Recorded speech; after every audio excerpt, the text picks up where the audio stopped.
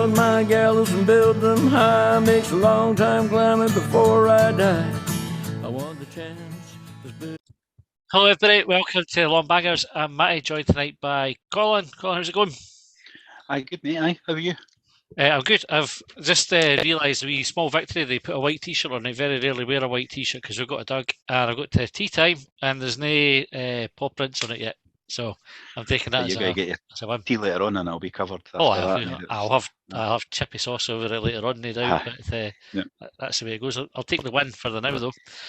Also joined by Gordon Smart. Gordon, how are you doing? I tell you what I loved is that you just said you've got your love clean white t-shirt on there, but what you didn't say is actually shit your pants though. Well, that's standard. I think it goes without saying these days, that happens. I never bothered either. We went out to visit one of James' pals the day through in Livingston, and I went to the bathroom and kind of clocked myself in the mirror. I was like, oh, fucking disgrace. Like, I could have ironed my t-shirt before I went out, but it is what it is. Oh, so it was just the t-shirt you were saying is the disgrace. All right. Well, I mean, that was the initial disgrace. I mean, amongst many other things, Colin. Gordon, how's your podcast going? Restless Natives, is it going well? It's been great fun. It's totally nicked the idea from Longbangers, haven't we? Got a podcast out there, like just what the world needs an actor. Another actor with a podcast, and just hanging on cocktails with Martin Compston for a living. But it's great fun. I'm really enjoying it. I'll tell you what, it's much better when you can do it in person. I don't know if you boys feel like that when you've done stuff at Easter Road and done the live events. When Martin's in Vegas, it's quite hard sometimes with my dodgy connection up the hill in Fife. You know, it's a bit frustrating, but I keep writing angry letters to Openreach saying, when are we going to get fibre? But they're not listening to me. But on the whole, though, we're loving it. It's great fun. We've managed to accidentally book a festival with no acts, and we've hit a spectacular fall where at some point I'm going to have to go and do rude things to some council officials to make sure it can out. I've been listening. Is the World Cup final? Was that off the list? Is that happening? Do you know what we got? Well, we got. I tell you what, that's the amazing thing. And the tickets that are floating around for it, because it's so controversial this time round, we got offered loads of different trips. But Martin's a UNICEF ambassador, and I don't think it's a good look for somebody to go and do that. And because I've been working a lot for the BBC and everything, I think it just brings loads of criticism that we could probably do without. Leading up to Christmas, and actually, like, I don't know about you boys, but it does. I mean, I totally agree where people are critical, saying it's just virtue signaling not to go, but it does feel a bit wrong, doesn't it? You know, it does feel a bit wrong. That was the main reason we never went, Colin. That was the main one. Before we might get cancelled. He's not considered just putting a disguise on, and I mean, it's a World Cup. You're a clown mask. If you're getting it paid for the way, they kind of show your nipple. The thing is as well, right? See, if Scotland had been there, I guarantee I'd have been there, right? So I can't be too critical, because it's we're all hypocrites, aren't we? Everybody's a hypocrite. Like, I would have gone to Russia, no problem. I've been watching it. There's a lot of folks saying I'm not even going to watch it and all that. I don't know if they went through it. That said it, because it's one of the things once they start, the games are on. Like, I just sat and watched the game. We're doing this now so we can watch the game later. You know, that kind of thought process going on. We've been fun recording at totally different times purely to watch the games. Yeah. So there is a wee bit of, like, you know, it's wrong, but you know what I mean? It's still a World Cup, eh? It's just, it's not. We never made the decision. We never bought them out. We never bought FIFA to put a game there. You know. So. Well, when Vladimir Romanov owned Hearts, we all still went to Tynecastle and didn't question our ethics about it, did we? Although when Mercer was at Hearts and he tried to buy Hibs, we never set foot in it while he was there. Never went back to Tiny to give him any money when he was there. I say we never. Well, man, never. I did. I went. We had the semi-final there and stuff like that. I don't think I went to a derby there, but we definitely went to Tynecastle. Anyway, right, Gordon, you're joining us to talk really a wee bit about your background as a Hibs fan, and because you're not Edinburgh born and bred. So how did well, I'm presuming you're not, because you live in Fife now. How did you end up a Hibby? Well, I'm actually Edinburgh born, so my mum and dad are Fifers. My mum's from Lahore, my dad's from Kirkcaldy originally, but they both students in Edinburgh. So my dad's a GP, my mum's a teacher, so they were still students, and they had a flat on Toll Cross in Edinburgh. Me and my big brother were both born at Simpson's Memorial Maternity Pavilion, and we moved from Edinburgh to Linlithgow, and then Linlithgow to Kinross when I was 4. And it was a weird time, actually, because when we moved to Kinross, a lot of folk in Kin supported Aberdeen, probably because they were glory hunting. But we had quite a few folk from that neck of the woods that lived around us. So everybody was an Aberdeen fan. And then my brother said we should support the local team to where we come from. And my dad wasn't really a massive football fan. He'd probably be an East Fife fan, if anything. So that wasn't really an option, was it? So Graham said that we should support Hibs. And that was it. And, it's like you follow your big brother. So since Graham would have started when would that have been, 1991, something like that, supporting Hibs. So I just followed them along to the games, and we used to travel through and get the bus through from Kinross. And we watched in the 90s. We went to loads and loads of Hibs games. It was brilliant. Loved it. It was a proper adventure, and we went all over the country. Ended up in some really weird places. I remember being in a pub in Port Glasgow before a Morton game, and the pub had no windows in it. And I actually found it again recently when I was there with Compston, and I thought, I can't believe I was brave enough to go there when I was 16. Because it was terrifying place, like going away with Hibs. But yeah, that's the reason we supported Hibs, and that's how we kind of travelled and followed them. So in 91, did you make it to Hampden for the Skull Cup? No, I didn't. No, I was only 11, but it was just after that I started going to the games. We'd get tickets in the family stand behind the goals. Mm-hmm. And I'd go with my brother, and we'd go to the games, and we started sitting in the East stand probably about 1993, 94, something like that. So it was the era of Kevin Harper and Kevin McAllister, Michael O'Neill, Keith Wright. I loved Chris Jackson, Gordon Hunter, Darren Jackson. I really loved following Hibs then. And then Grant Brebner, when we got relegated that season, and then we followed them all the way through seasons we were down when Alex McLeish got involved. I actually loved it. That's weirdly loved that season because we won every week. It was good following Hibs then. There was something special with the team. We had Graham Spears on last week, and we were talking about that sort of McLeish era, and he hadn't really, because he was chief sports writer at the Herald. Was it the Times or the Herald? Colin Herald. Done both. It was the Herald back then. Herald back then. He was deputy, so he used to get sent to the Derby. Is that what you're? Aye, so we had the derbies, but it was all old firms. So that was, he just kind of got mired in all the old firms. So he missed really that era at Hibs with Soze and Latape and everything. So what were your sort of memories of that time, Gordon? I remember seeing Russell Latape playing for the first time and just thinking, how on earth have we managed to get him? Because if you remember, we'd just come off the back of Chick Charnley and Butch Wilkins, and they were pretty tough times. The Lee Power, Paul Bosch, that was quite a rough time. It'd be Barry Levetti, Stevie Crawford, and then suddenly you've got a former, what was it, for the Champions League, wasn't it, that Soze won it with Marseille? Was it? I think it was. And suddenly you got these two superstars. Yeah, it would have been. Yeah, and you just watching that, thinking these two are absolutely outstanding. And we've got to remember as well the young lads that were coming through at them. It felt like there was a lot of optimism around Hibs. There was a lot of excitement about the young players coming through. I remember that great picture. Was it? I think it would have been Manis, Gary O'Connor, Derek Riordan, Scott Brown. I think it was Stephen Dobie as well. He was. Dobie, and I just remember thinking these boys are brilliant. And yeah, I loved following Hibs in the 90s, even though there was a lot of downs. I remember being at Didier Agat's. It might have been his debut, and he just was electric. I can't believe they never got him signed in a proper contract. That was a bit of a shocker. That was that was exciting. Did he miss? Am I misremembering? Did he miss a penalty or an open goal? Like when he missed a sitter against Hearts. Aye, it was like the ball came across the goal. I think, it was in one of his early games. Aye.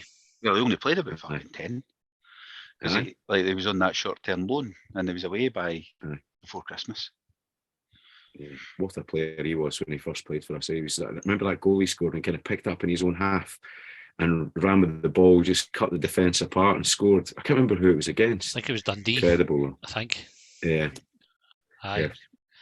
He was some boy. So I So I could hear I think that photo you were talking about, the young generation. I think that was when we beat Rangers in the CIS Cup at Hampden on penalties. Oh, With was the, it?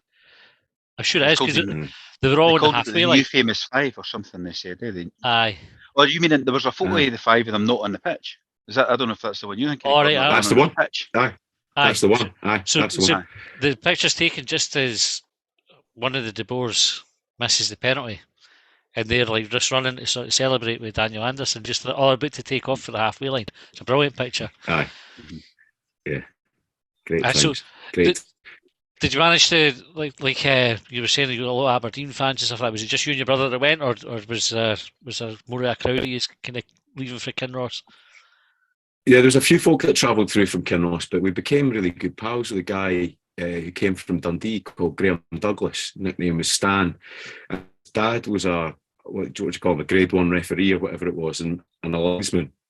And I think his dad used to repair cash machines and tills and stuff like that. He was a really interesting character, but a bit of a rascal as well. So he used to kind of meet us on the bus or the train or whatever it was, and we'd travel all over with him. But he was a total rascal. Sadly, passed away a few years ago. He had diabetes and didn't exactly look after himself very well. But yeah, he'd been a Hibs fan all his life, and him and my brother got really close. So yeah, he used to take us to all sorts of terrible places that we shouldn't be, get us in all sorts of trouble we shouldn't be in.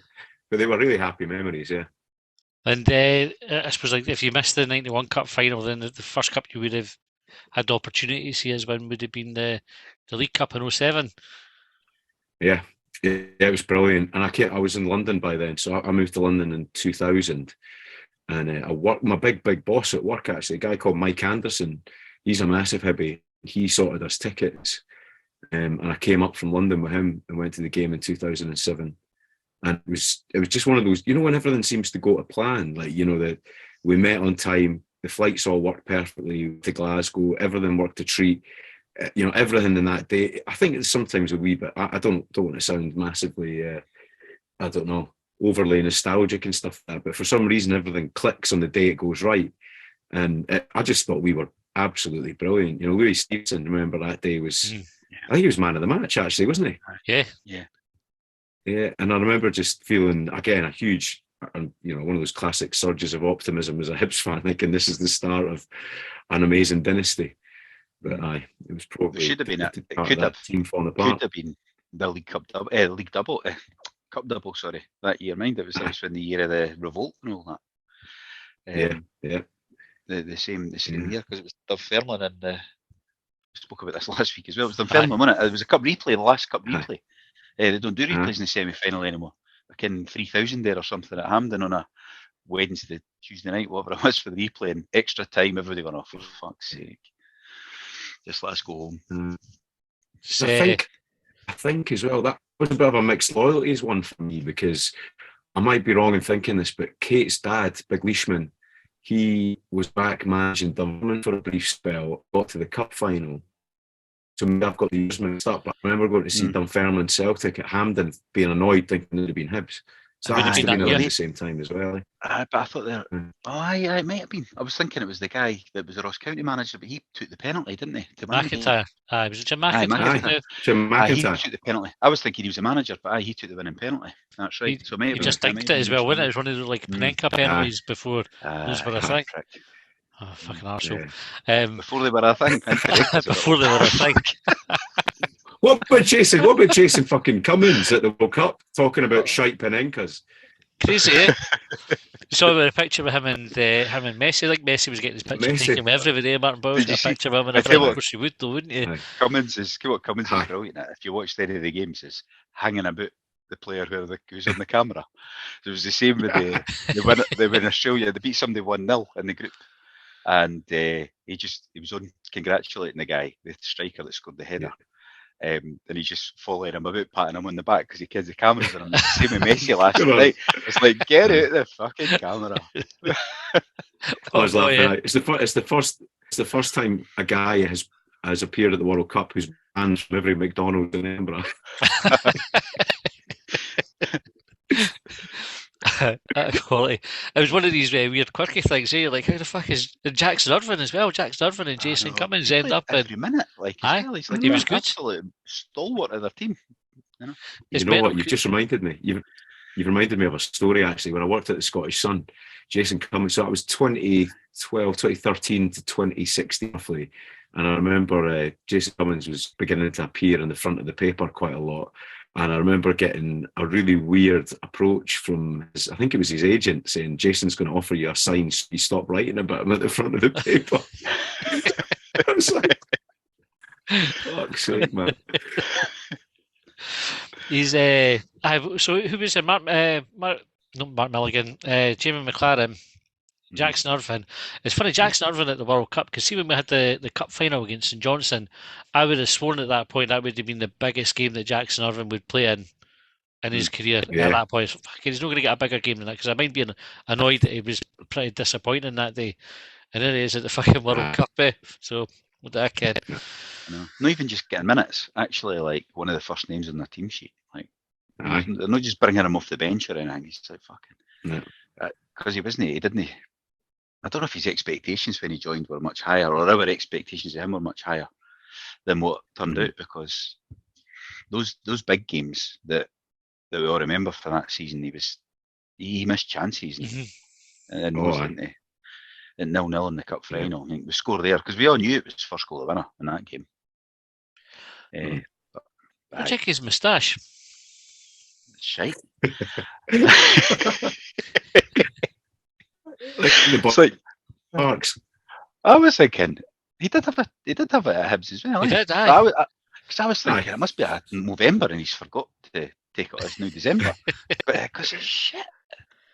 Always through it. It's like fair enough if you're Magnum, you can get away with it. But he's not Magnum. Matthias Jack would get away with it. Aye, he could. He could, but he didn't have the big ponytail. That's how Jackson's got the big ponytail as well, isn't it? It's like he just doesn't give a fuck. Fair play to him. Anyway, the 2007 Cup final, we talk about things going to plan. And folk look for omens and kind of be superstitions and stuff like that. I got a message for a mate who, so then he would have been 50-ish, and he says, I've just been in the service station, and he sent me a photo of the biggest shite he's ever seen. He says but it's a lucky omen. It wasn't. He wasn't the culprit. It was just at Hart Hill. And they flushed. He says, that's it, we're going to win. It's written in the box. Brilliant. That is absolutely. What about Derby's, Gordon? How's your Derby record? If it's anything like the rest is, it'll be pretty grim, but you got a decent record for the ones that you've been to? It's probably, I'd say 50-50 really. All that matters to me, I was at the 6-2, and that's one of the best experiences of my life. Again, just a brilliant day out. Great, because it was a night game, or was it? Yeah, I seem to remember it being under the floodlights. Aye. So, we were absolutely leathered, and I used to go with the boys, Mark and Raj Pete. And Pete had not long before that been run over by a taxi and had about 3 working bones in his body. And I just remember him getting over the hoardings and being on the pitch dancing around. But that was amazing, the 6-2. And again, that was one of those games, wasn't it, when everything seemed to click for Hibs. They were brilliant that night. You know, and they probably didn't get enough credit for it, but Stuart Lovell was fantastic, I think, in that game, thinking back to it. But yeah, John O'Neill. I love John O'Neill as a player. Was different class, yeah. Solid, yeah, brilliant, yeah. It was funny seeing them all back at Easter Road the other week, because I don't know if I said to you, Matty, but I think I was going to go, it was mid-game, wasn't it? And Cadger had been and said, can you a few boys play in it? So Josh Taylor was going to play, Ian Sterling, I was going to play, but when Susie wasn't there, it kind of didn't feel right, because it was just all ex-players. I'd have felt like a total fanny playing in that game, you know. But I was gutted because I've never played at East Road, and I thought that was the chance, but sadly never worked out. But it was funny seeing them all and how they look now. Dirk Lehman's tattoos. Did you see the picture? Aye, well, the different clubs that he'd been on. It was a good idea. I can't remember who shared the picture, but it was like, which player was this? And if you knew his club history, you would have been able to figure it out. It's quite a good idea. Aye. I've got all the clubs I played for tattooed on me as well. But that's an idea. So maybe this is something that you could do, Gordon, as part of the as part of the podcast goals that you've got. Is get us a game on the pitch at Easter Road. We could do Well, a podcast 11. Oh, it's funny you mention that because we didn't arrange, like a Scotland and the rest of the world v England football match with some podcast people while it was on. So that might not be an option, but how receptive Hibs would be to the idea of us turning up for a game, But I'd love to play Easter Road. I'd love to play it. I think we just need to get a sponsor for it. Like, if you get a sponsor, as long as something's sponsored, Hibs are over it these days. So that's all. That's all we need. We're laughing. You might as play the game on a. You get your boiler service calling, like. What about the 2016 final, Gordon? What was your experiences there? Just imagine, because if you remember, we just had the League Cup final, hadn't we? So my son would have been 6 years old, and he was absolutely heartbroken after that. So there was a wee bit of reluctance to put him through the ringer again, But I come up from London. We got it all absolutely mechanically right. Everybody was organised. We got to the game. Me and my big brother. I went with Dougie Scott actually, and a couple of his mates, Paul Kane, and again, it was such a fantastic start, wasn't it? When Stokes scored that goal and all the pyrotechnics, we're still going from that. It's just incredible. And then I had to go back to work on the Sunday in London, so I missed the parade and all that, which I was absolutely sick about. It wasn't so bad because there was a Rangers fan on the bus to the airport, on the same plane, two in front of me. We then got off the plane, got on the same train, and then the same bus. And I just smiled, and he was hating it because I was just all the way back. I took a picture of him sitting at the train station with his head in his hands on the other side of the platform. And I'd say the other problem was I was pretty worse for wear editing the paper the next day. It was one of the first times I'd edited the big paper, and I just thought maybe this is the day to resign. Just put Hibs on the front of the English edition, hiss the men, and walk out. But it was such a. My big brother, we all ended up on the pitch, didn't we? So I actually felt really worried that I was going to need a load of trouble because it might not have been the best thing for the editor keep yourself in the paper, surely. That, like, if you saw it coming in, just go, did he use that photo, boys? Will we? Aye, it's that guy who looks familiar. It's not me though, no. But, it was only when my wee boy said to me, went, Dad, there are horses on the pitch. And I thought, oh no, this isn't what I thought it was. This is very exuberant. No, we never made it to the pitch. Like, we never went. But my wife was basically on the ground for the last 5 minutes, not wanting to watch the game, just hiding. But so we didn't make it down. But I was getting messages talking about the riot, like texts and that, and I'm going, fucking give me you, because I just thought it was exuberance. Like, before the phrase was the word was coined by Petrie, I think it was, wasn't it? But, like, I just thought it was, well, obviously that was going to happen. But did anybody expect anything different? But I didn't realise they came on as well, to create the bother. I did not realise that until I started getting messages, and then I thought, do you know the only thing? Saying, watch, keep safe and all that. I'm going, because the TV obviously blew up more than it felt like the ground. The only thing that I felt bad about is when we got back in the stand and Kano had a big lump. Well, maybe I shouldn't say that, but Kano had a lump of the pitch and put it in my wee boy's pocket. And we came home and we planted it in the garden. So we got a bit of the Hampden pitch from 2016. But Kano said to me, he said, you shouldn't have gone on the pitch, Gordon, because that means the players are only going to get the lap of honour. And I was like, fuck, I felt a wee bit bad about it, because that should have been a really special thing for them. But I think it wasn't just because you went on the pitch, though. It was because there were 10,000. So didn't you feel bad?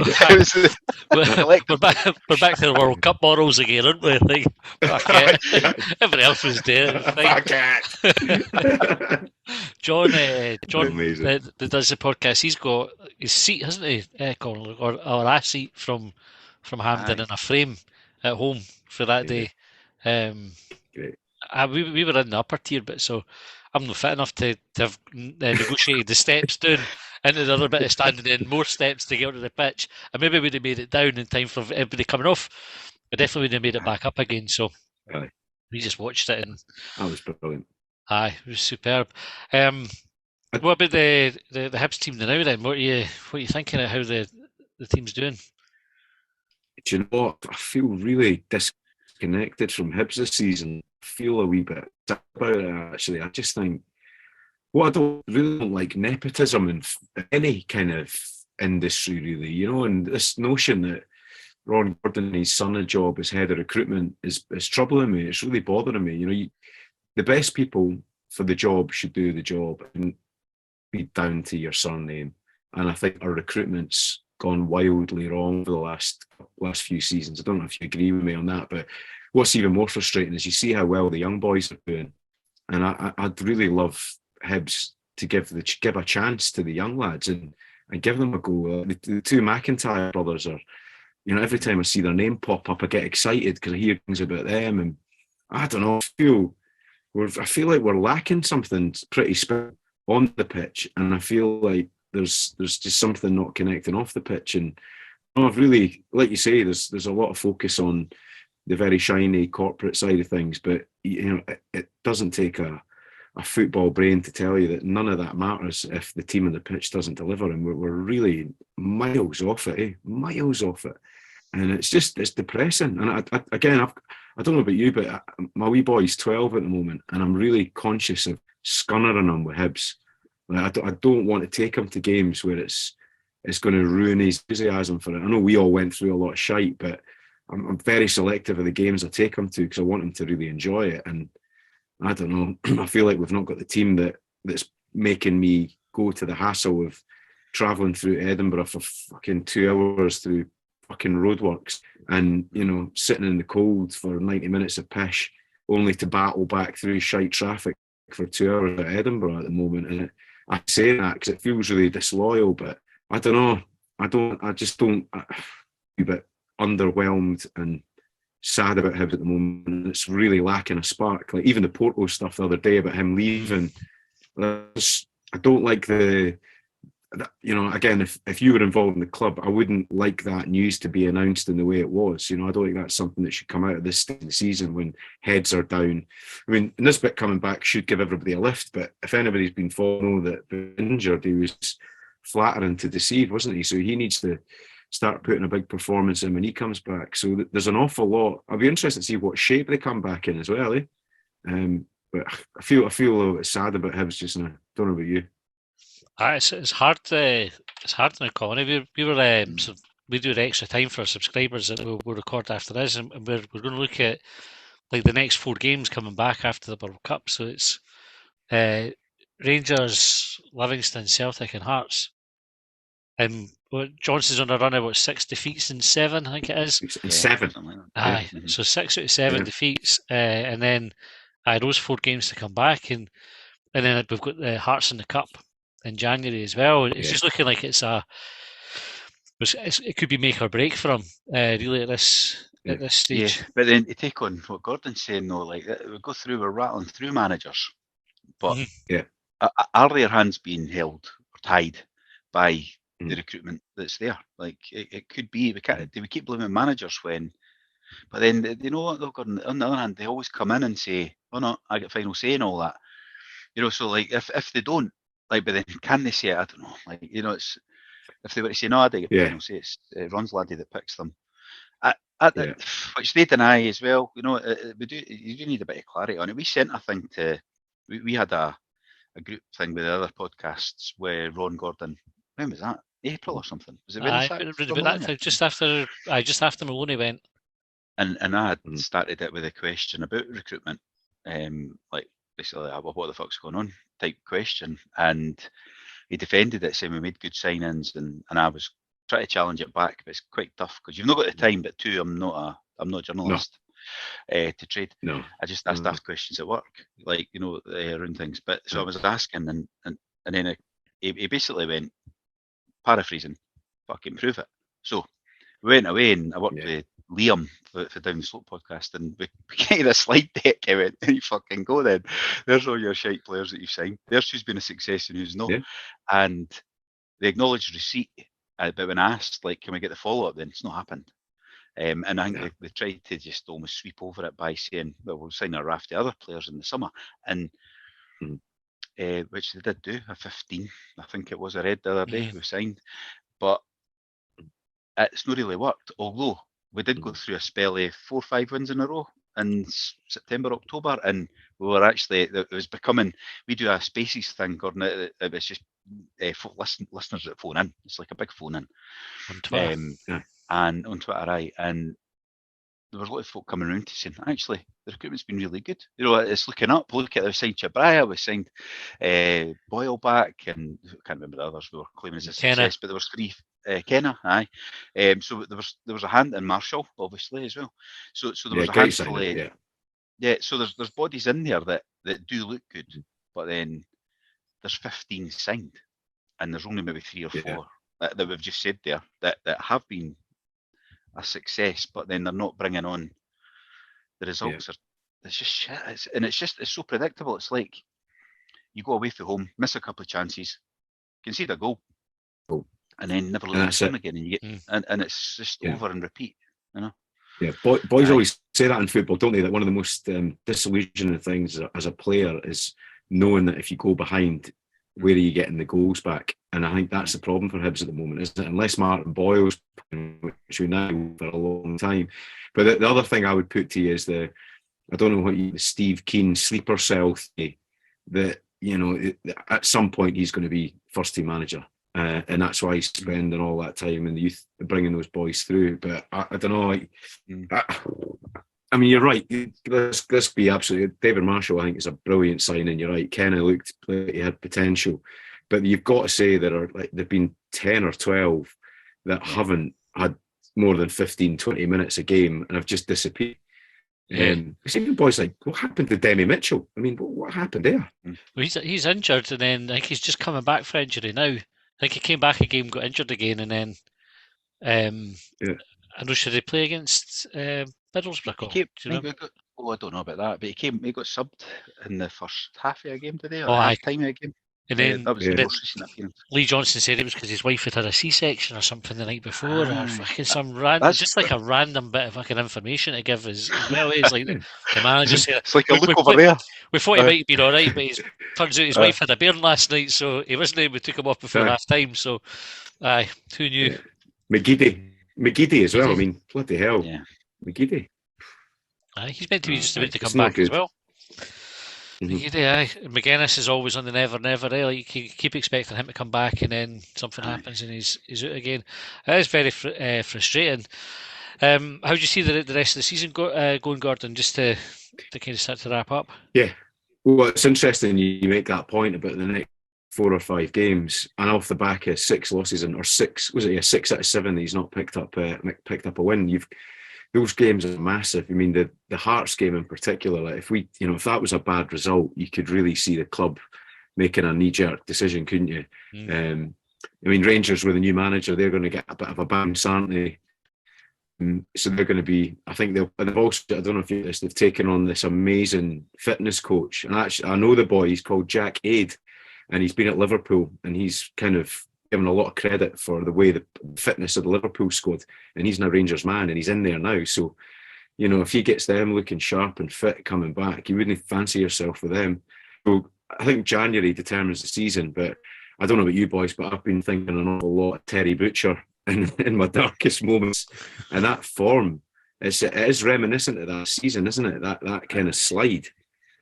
Confidence is terrible. I was listening to a podcast, the Newcastle podcast the other day, and Steve Howie was telling a story about Jose Ardiles setting him up to do shadow football. So there was 11 boys out, and they were playing against nobody. And just get the ball and try and knock it around a bit and score a great goal without any opposition. And so the centre forward passes it to the midfielder passes it to Steve Howie, passes it to the right back passes it to the keeper. They keep going back. The keeper wasn't looking. He scored an own. They were 1-0 down against nobody. And he said Ozzy Ardiles was crying on the sidelines, like we're 1-0 down. And there is, and like confidence is so important. And Hibs are on a terrible slide of confidence, So I don't know. It's The 6 and still 7 looks like thing. a quiet team. Yeah, the 6 and 7 thing, plus these 4 games come in that are all definitely losable. And actually, apart from the Livingston game, we'll be favourites to lose all 3. Yeah. The other 3. Yeah. So even if we win against Livingston, we're what? 11 games played, 2-11 it'll be, and we lose at Tynecastle on New Year's Day, but the New Year game. That's like enough for the total tide will have turned with anybody that was defending the manager, I think, or the majority by then. And even folk that are saying, "Oh, we need to give him a chance," including myself. If we were to go 10 out of 12 or whatever it would be by then, I can't do the sums while I'm talking, but you would be going, nah, it's done now, because it gets to a stage where there's not many people against him. He can't win it back. He can't win the fans back as well, and I can see that's the way it's going. It's so bad. Let's not forget Jack Ross left the club, right, because he got 3 points out of a possible 27, I think, wasn't it? And that is far off that form, is he? No, that's exactly it. It's almost identical. Yeah, and Miguel Maloney's form isn't much different either. It's just, I think that's what makes it so depressing, because you can see it coming, like for here, and you know you've got this run of games coming up, and the chances are they're going to go badly for us. And you're like, we just start again, just change the man in charge, put somebody else in, and wait for it. But even if it gets through that spell, there's going to be enough folk there that are going, his next defeat's the one that's going to tip him. He needs to win this game. Or the games start to become more important, and it's grim position to be in. You have to finish on a high though, but you got to make it to the cup final this year, Gordon. Or I was going to say to you, boys, fuck it. I was going to say to you, boys, we should go to a game together, eh? Fancy definitely. Having a few pints. I go through from Fife together, Matty, and you shite your pants and wear a creased t-shirt and go to one of those wee toilets. That sounds good. Sounds like a fairly standard visit to Easter Road, to be fair. I'll meet you in Vancouver. I'll jump on the train. Gordon, thanks very much for jumping on tonight. I would heartily recommend to anybody the Restless Natives podcast as well. It's cracking. We don't recommend too many podcasts. We do recommend a few, but that's one of our genuine recommendations for folk listening. Thanks for coming on, Gordon. For subscribers, cheers, Matty. Cheers, Colin. We're just going to go and record the extra time just now. We'll be talking about the next 4 games in a bit more depth. Until then, thanks for listening, and we'll see you next time.